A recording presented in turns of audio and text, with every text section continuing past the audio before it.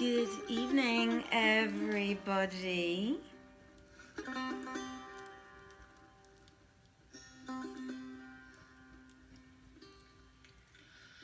ساقیا پیمانم پر کن که باید سر کنم.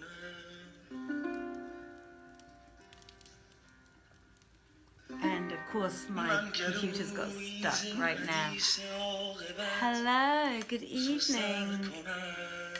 Good evening. Let me see if I can get this going again.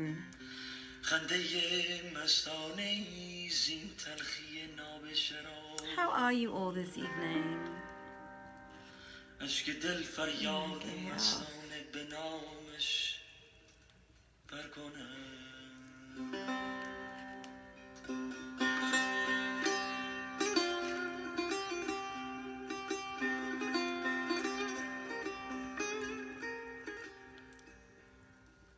I will be with you in a minute.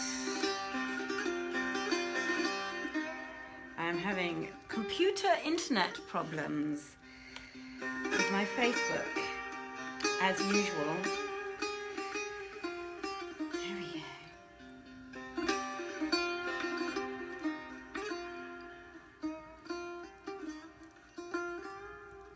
Ah, here we are. I can do this now. How fabulous. یاد بادا یاد بادا یاد بادا ساقیا آن روی همچو هورا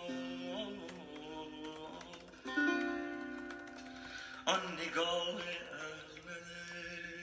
اندر احمق مشهور را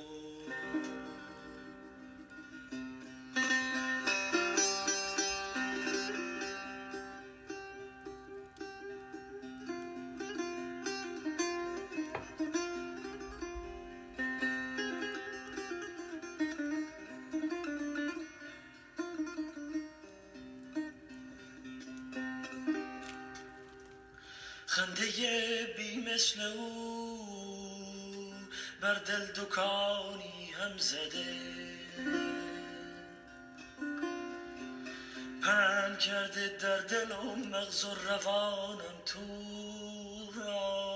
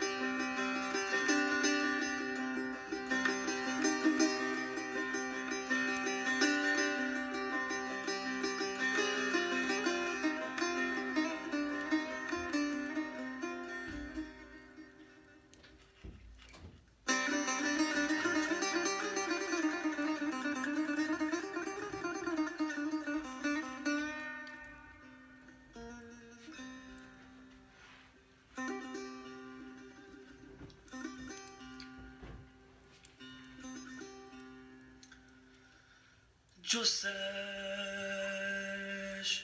همچو پری زیبا خرامان دلبرک چشمه کش مانند پتکی قلب عاشق را ترک لب نشان روی مهرویان همی دارد به رو گیسوان چون کمندش واصل عاشق داره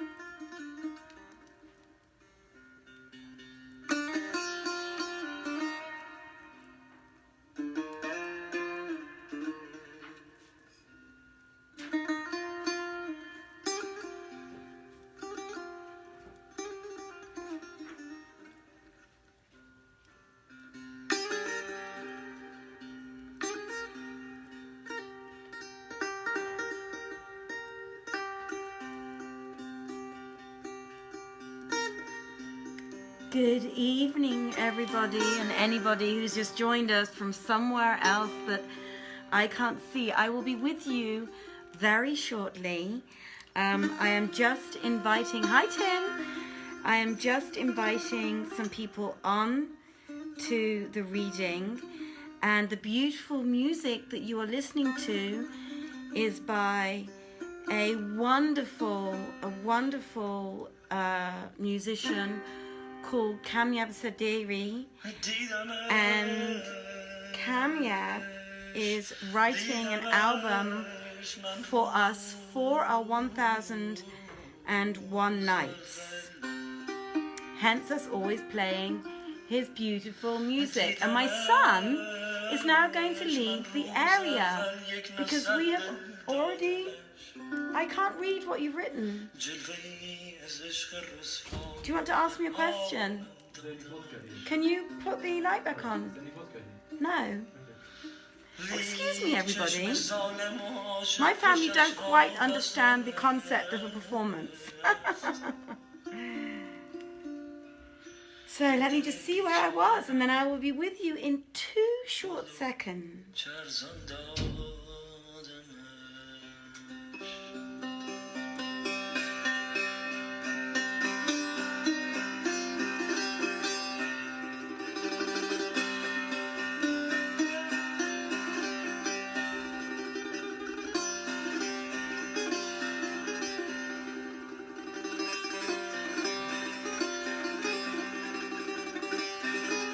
Et voila. Good evening, everybody. Let me just check my fire. Oh, I might put another little log on there, I think. Did I just see that Saman had joined us? I don't know, but I'm going to put another log on here just to make sure that it all stays burning. And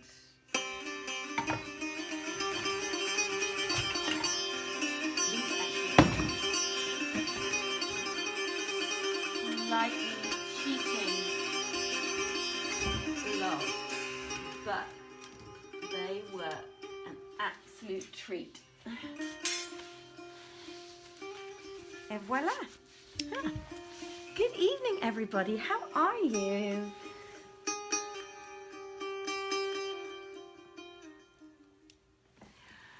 The fire was so popular the other night. Oh God, I hope it's not going to go out. The fire was so popular the other night, I decided to light another one this evening, or rather my husband did, excuse me. Welcome to our reading of 1001 Nights. My name is Joanna Godwin-Seidel and I am your host this evening. It's a Friday evening, the weekend for those of us who have a weekend, Saturday and Sunday. So some of us will have the day off already tomorrow and the day after if we haven't already. I hope your week has gone well. I don't seem to have done that much this week, but it went super fast and I don't know how. And I don't know why, but it did. Oh, it's burning so nicely. I like that. Isn't that absolutely perfect? I love a good fire. So I've got my tea ready, and I've got in here, look, I actually posted on Facebook today because I really like drinking. Not out of normal glasses. You can't see it because I've got this very thick coloured drink in here which is full of minerals and good stuff. But this is actually a whiskey, a cut glass whiskey glass. And I love drinking out of cut glass whiskey glasses. When I direct, I'm a little bit fussy, and when I direct and people bring me tea, or I go make my own tea quite often as well, quite honestly, but when people do bring me tea, they always can only bring me a tea in a really plain mug. If they bring me a tea in a mug that's got lots of patterns and stuff on it, I send them back. I know, it's really naughty, I know, but I really hate patterned tea mugs. Like, you know, that have got Mickey Mouse on them or some really horrible, like, I don't know, landscape pattern on them that's really cheesy, or a photograph or something. Wow, that's burning very nicely now all of a sudden, isn't it? A really cheesy pattern on it. So welcome to my half fire. I'm going to press on it, and I'll tell you why. Because you'll actually get more of it. There you go. You don't say me so well, but now you see the beautiful fire. And tonight, everybody, it's not about me, it's about the story and giving you a beautiful fire to watch while I read. So, welcome. For those of you who have just joined, my name is Joanna Godwin Seidel. Oh, I'm back again. Let me give you the fire again, everybody. And I am your host for this evening's reading of 1001 Nights. And we are starting tonight at the 220th night. And I'm very disappointed to have discovered that our young lovers, Kamar Zaman and Budur, it's all gone very south, which is really unfortunate because Saman and I thought we were having a discussion about it today. And Saman and I thought it was going to be the great big love story of the century, but it turns out that Kamar Zaman then married, is it Nusrat al-Kafir or whatever, and they each had children by Kamar Zaman, and they have now respectively fallen in love with each other's sons. So it's all gone very, very south, this great big love affair. Hi Amar, hi Mohammed, hi Saeed, hi Kum, hi Tim, hi anybody else who's joined us and watching us, if not directly on this channel, but on another channel this evening. Here we go with the 220th night. Scheherazade said, "It has reached me, O auspicious king, that Queen Hayat al-Nufus," that was her name, Queen Hayat al-Nufus told her husband, King Kamar al-Zaman, a story like that of her sister in wedlock, Budur, and quoth she, "The same thing befell me with thy son Amjad," after which she took to weeping and wailing and said, "Except thou do me justice on him, I will tell my father, King Armanos." Hell hath no fury like a woman's scorn, everybody. Then both women wept with sore weeping before King Kamar Zaman, who, when he saw their tears and heard their words, concluded that their story was true, and, waxing wroth beyond measure of wrath, went forth, thinking to fall upon his two sons and put them to death.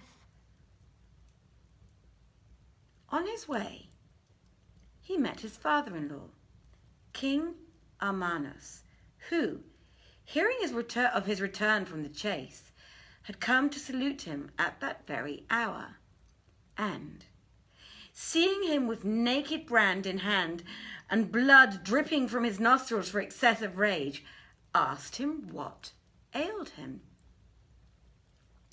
So Kamar al-Zaman told him all that his sons Amjad and Asad had done, and added, "And here I am now going into them to slay them in the foulest way and make of them the most shameful of examples." Quoth King Armanos, and indeed he too was wroth with them, "Thou dost well, O my son, and may Allah not bless them, nor any sons that do such deed against their father's honour. But, O my son, the sayer of the old saw saith, whoso looketh not to the end hath not fortune to friend. In any case, they are thy sons, and it befitteth not that thou kill them with thine own hand, lest thou drink of their death agony, and anon repent of having slain them, when as repentance availeth thee naught. Rather do thou send them with one of thy Mamelukes into the desert, and let him kill them there out of thy sight. For, as saith the adage, out of sight of my friend is better and pleasanter. And when Kamar al-Zaman heard his father-in-law's words, he knew them to be just. So he sheathed his sword and turning back, sat down upon the throne of his realm. Then he summoned his treasurer, a very old man, versed in affairs and in fortune's vicissitudes, to whom he then said, "Go in to my sons, Amjad and Asad, bind their hands behind them with strong bonds, lay them in 2 chests, and load them upon a mule. Then take horse thou, and carry them into the mid-desert, where do thou kill them both, and fill 2 vials with their blood, and bring the same to me in haste." Replied the treasurer, "I hear, and I obey." And he rose up hurriedly, and went out forthright to seek the princes. And on his road he met them, coming out of the palace vestibule, for they had donned their best clothes and their richest, and they were on the way to salute their sire and give him joy of his safe return from him going forth to hunt. Now, when he saw them, he laid hands on them, saying, "O my sons, know you that I am but a slave commanded, and that your father hath laid a commandment on me? Will ye obey his commandment?" They said, "Yes." Whereupon he went up to them, and, after pinioning their arms, laid them in the chests, which he loaded on the back of a mule he had taken from the city.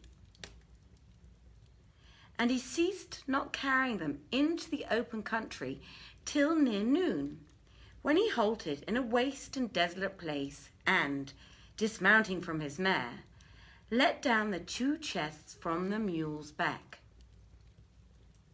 Then he opened them, and took out Amjad and Asad, and when he looked upon them, he wept sore for their beauty and loveliness.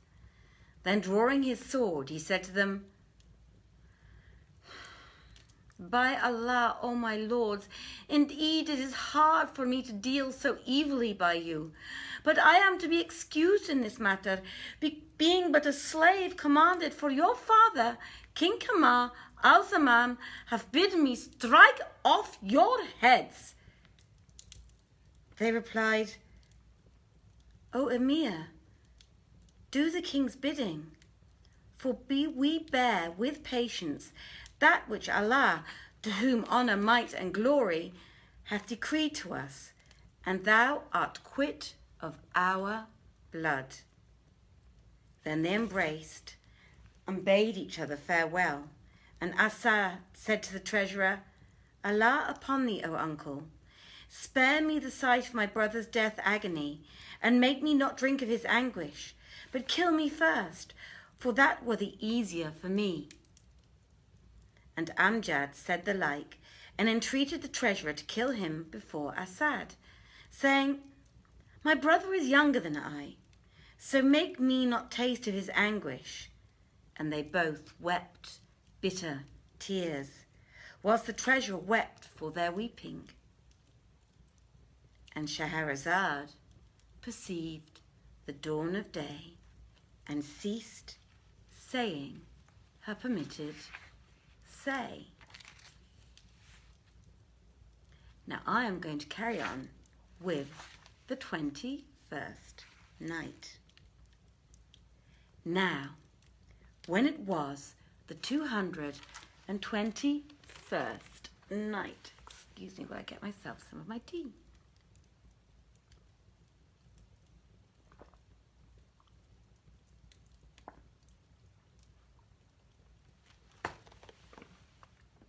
Let me get rid of me. Let me see if I can do this. There we go. So the focus is more on the fire and not on me, right?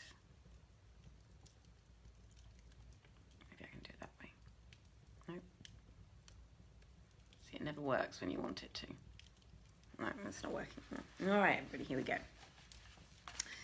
Now, when it was the 221st night, Scheherazade said, It hath reached me, oh, so beautifully, it hath reached me, O auspicious king, that the treasurer wept for their weeping. Then the two brothers embraced and bade farewell, and one said to the other, all this cometh of the malice of those traitresses, my mother and thy mother, and of thy forbearance towards my mother. But there is no might, and there is no majesty, save in Allah, the glorious, the great. Verily we are Allah's, and unto him we are returning. And Asad embraced his brother, sobbing and repeating these couplets. O thou to whom and trembling wights in fear complain, O ever ready, whatso cometh to sustain. The sole resource for me is at thy door to knock. At whose door? Knock, and thou to open will not deign. O thou whose grace is treasured in the one word be, favour me, I beseech thee, in thee all weals contain. And now, when Amjad heard his brothers weeping, he wept also, and pressing him to his bosom repeated these two couplets. And thou whose boons to me are more than one, whose gifts and favours have nor count nor bound, no stroke of all fate's strokes e'er fell on me, but thee to take me by the hand I found. Then said Amjad to the treasurer, I conjure thee by the one omnipotent, the Lord of mercy, the beneficent, slay me before my brother Asad, so haply shall the fire be quenched in my heart's core, and in this life burn no more. But Asad wept, and exclaimed, not so, I will die first. Whereupon quoth Amjad, it were best that I embrace thee and thou embrace me, so the sword may fall upon us and slay us both at a single stroke. Thereupon they embraced, face to face, and clung to each other straitly, whilst the treasurer tied up the twain and bound them fast with cords, weeping the while. Then he drew his blade and said to them, by Allah, O my lords, it is indeed hard to see me slay you. But have ye no last wishes that I may fulfill, or charges which I may carry out, or message which I may deliver? Replied Amjad, we have no wish, and my only charge to thee is that thou set my brother below and me above him, that the blow may fall on me first. And when thou hast killed us and returned us to the king, and he asketh thee, what heardest thou from them before their death? Do thou answer, verily, thy sons salute thee and say to thee, thou knewest not if we were innocent or guilty, yet hast thou put us to death, and hast not satisfied thyself of our sin, nor looked into our case. Then do thou repeat to him these two couplets. Women are Satan's, made for woe of men. I fly to Allah from their devilish scathe, source of whatever bale befell our kind, in worldly matters and in things of faith. Continued Amjad, we desire of thee naught but that thou repeat to our sire these two couplets. And Shahrazad perceived the dawn of day and ceased saying her permitted say. And we'll read one more and then we're finished for tonight. So, when it was the 222nd night,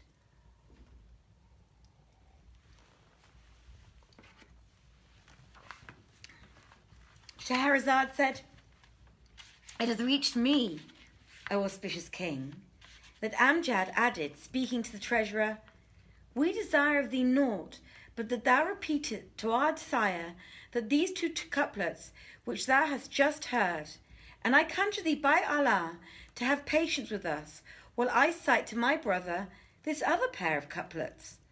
Then he wept with sore weeping, and began, "The kings who fared before us showed of instances full many a show, of great and small and high and low, how many this one road have trod." Now when the treasurer heard these words from Amjad, he wept till his beard was wet, whilst Asad eyes brimmed with tears, and he in turn repeated these couplets. "Fate frights us when the thing is past and gone. Weeping is not for farm or fair alone. When ails the night, Allah blot out our sin, and be the nights by other hand undone. Ere this Zubayr's son felt their spiteful hate, who fled for refuge to the house and stone. Would that when Kharijah was for Amrah slain, they had ransomed Ali with all men they own. Then with cheeks stained by tears, down railing he recited also these verses. In sooth, the nights and days are charactered by traitor falsehood, and as knaves they lie. In the desert reek recalls their teeth that shine. All horrid blackness is their kohl of eyes.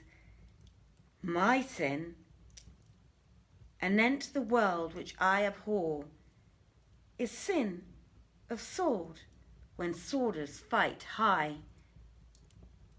Then his sobs waxed louder, and he said, "O thou, who wooest a world unworthy, learn. 'Tis house of evils, 'tis perdition's net, a house where whose laughs this day shall weep, the next then perish, house of fume and fret. Endless is phrase and forays in its rails, are ne'er redeemed while endless risks beset. How many gloried is its pomps and pride, till proud and pompous did all bounds forget. Then, showing back of shield, she made him swell, full draught, and claimed all her vengeance debt.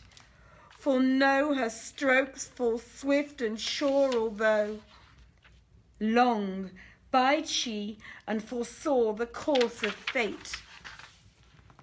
So look thou to thy days, lest life go by idly, and meet thou more than thou hast met, and cut all chains of world love and desire, and save thy soul, and rise to secrets higher." Now, when Asad made an end of these verses, he strained his brother Amjad in his arms, till they twain were one body, and the treasurer, drawing his sword, was about to strike them, when, behold, his steed took fright at the wind of his upraised hand, and breaking its tether, fled into the desert. Now, the horse had cost 1,000 gold pieces, and on its back was a splendid saddle worth much money. So the treasurer threw down his sword and ran after his beast.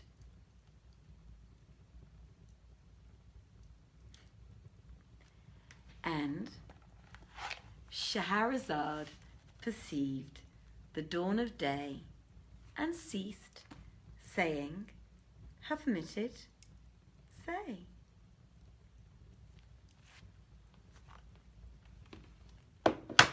Well, I really am. Oh, isn't it lovely? I tell you what, it's really hot. It's really comfy though. It's so warm and comforting. I can't tell you how beautiful it is to read in front of a hearth fire. Let me turn it a little bit this way so I think you get the whole fire in. It's just so special and lovely. And I hope it has given you guys all a lot of pleasure to be able to hear the reading by the fire this evening. I have no idea what time it is. I'm going to have a look. Maybe give you some music to leave you all with. I hope you enjoyed the reading very much. If you did,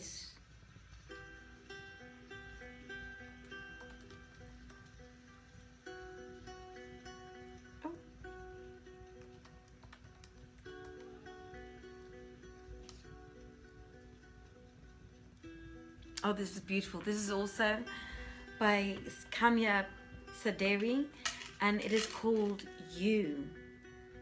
And he sings, of course, in Persian always, because he is from Tehran in Iran, and he studied at the conservatory there, and then he moved over to Austria at the very tender age of 17 and started studying at the University of Music here. And he plays the tar, the piano, I think the guitar, all sorts of instruments. He is a composer, he is a conductor, and he is writing an album for us for the 1001 Nights reading as his sujet. So we are his muses, or the readings are his muses, which is very, very beautiful. And he sings so beautifully.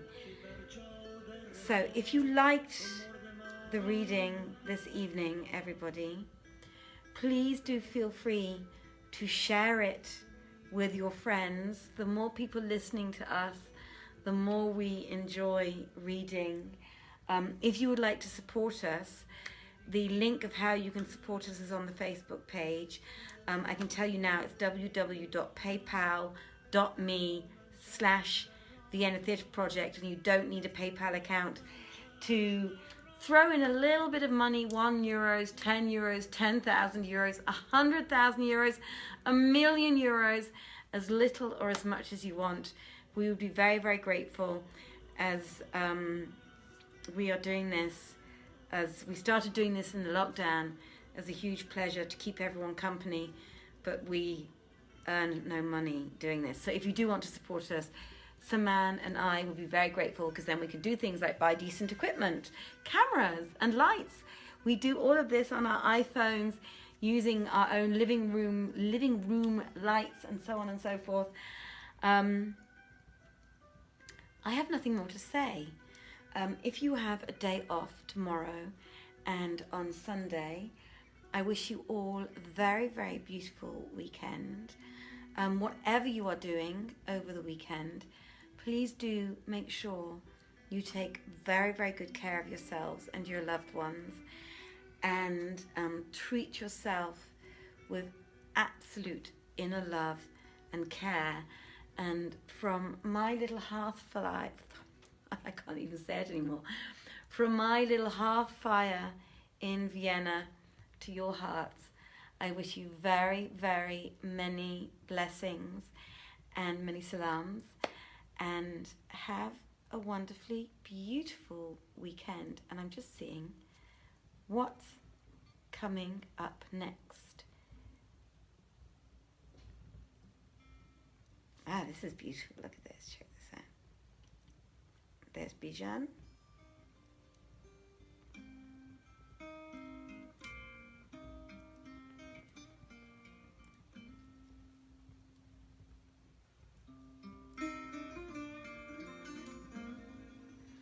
I am just going to leave you with this music and the fire for a bit. And when the music is over,